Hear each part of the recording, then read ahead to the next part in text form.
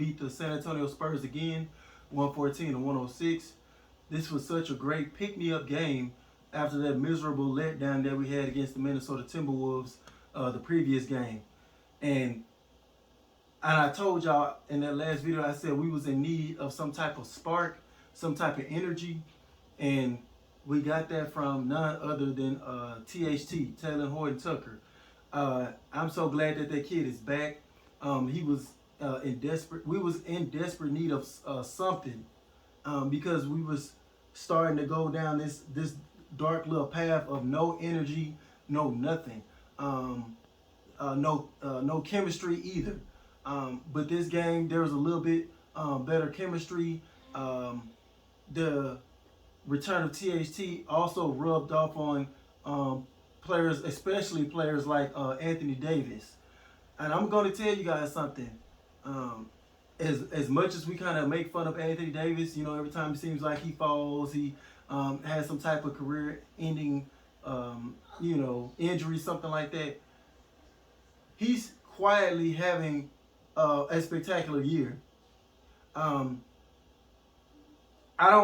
can't even remember any game that he's really had a letdown thus far. It might have been one, but I can't remember one yet.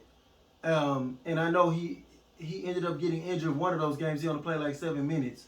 But other than that, to be honest with you, he's been playing lights out. The guy had 27 points in the first half alone, 34 points total, 15 rebounds, 6 assists, 2 steals, 1 block, knocked down 2 of 3 from the three-point range. To be honest with you, he's been playing like the best big man in the league right now. And now that Frank Vogel put him at center, I just really think that his numbers is going to drastically improve.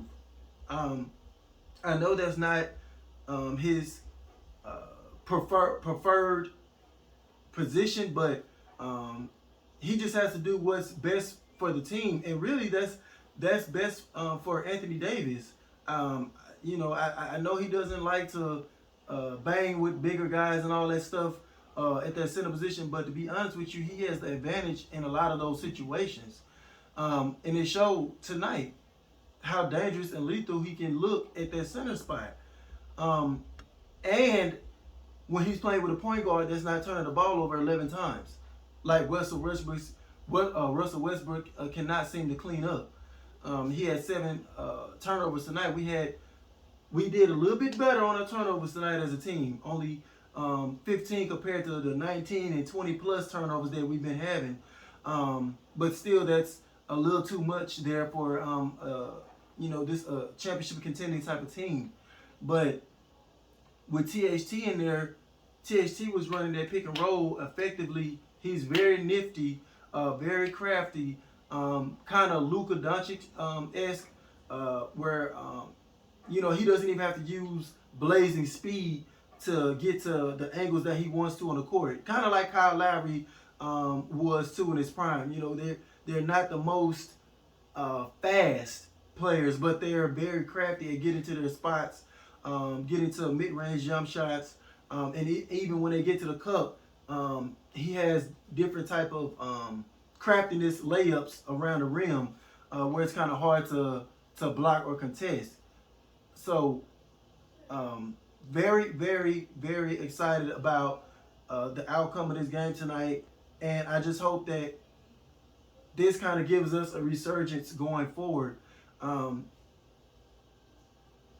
If we can play like this, man, we can probably preserve LeBron James a few more games here. It won't have to be any type of rush mode to get him back.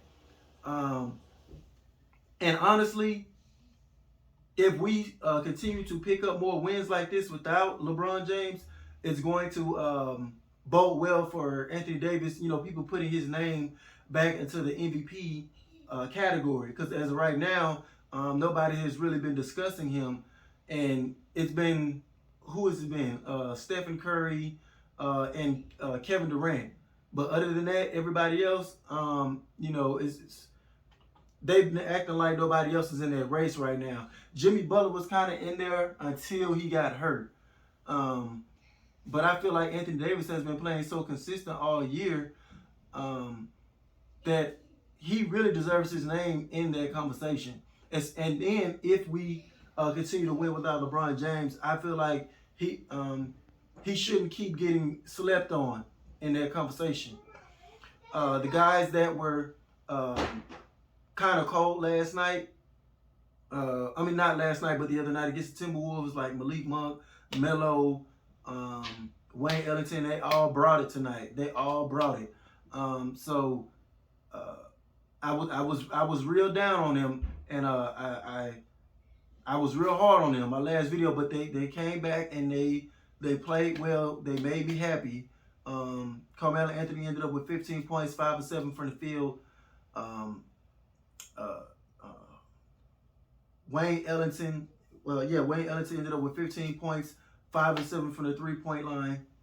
Malik Monk, 16 points, 2 of 4 from the 3-point line. So all those guys stepped up big time. And I'm so happy that Frank Vogel is continuing not to play DeAndre Jordan.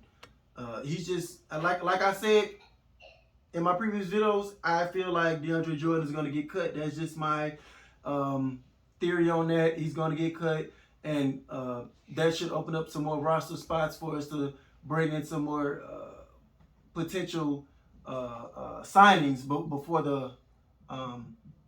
before the deadline or whatnot. So all in all, we played well. There were great stretches, but then we kind of did fall back into some bad habits here and there. Like we would get these 10-point leads, 12-point leads, and kind of not just put them away. And that was the only thing I was upset about. We didn't put them away. But the credit I give our team is we didn't let this game get away from us. I think the Spurs got it as close as 3 points late in the fourth quarter, and we knocked down some tough shots. Melo knocked down a 3. Guys were making timely plays on the defensive end, things like that, and it got us to win. So that's my only little ticky-tack negative is we didn't fully put them away when we had plenty of opportunities to. The dry spells were not as bad this game as it has been being, because we would come out the gates scoring 3 points in 5 or 7 minutes. Those were the type of dry spells we were having, but not tonight. Very, very, we did much better as far as that. Manufacturing offense enough and making enough defensive stops. The Spurs only scored 106. Considering this day and age that we're playing in, that's pretty good. And considering what we have been giving up, so still some things we got to tighten up. But like Westbrook with the 7 turnovers. He put up a decent stat line, 14 points, 11 rebounds, 7 assists. So I can't just straight kill the guy, but he has to find a way to clean up these turnovers. Point blank. He's too good of a player to be having these many turnovers. As you look at him and compare him to his OKC days and things like that, you could kind of live with those turnovers because he was uber explosive, uber athletic. He's lost some of that. So his turnovers are going to shine brighter, because of that. So he's more wiser now. You have to clean that up. Other than that, man, I'm excited, man. I'm so hyped, and I'm excited for the return of THT. And this might be what we needed to give us some juice and energy going forward. And I'm very excited to see this starting next game. But that's all I have for you guys today, man. Thank y'all for supporting and liking the channel. Please help it grow by subscribing. And I'll see you guys on the next one. Peace.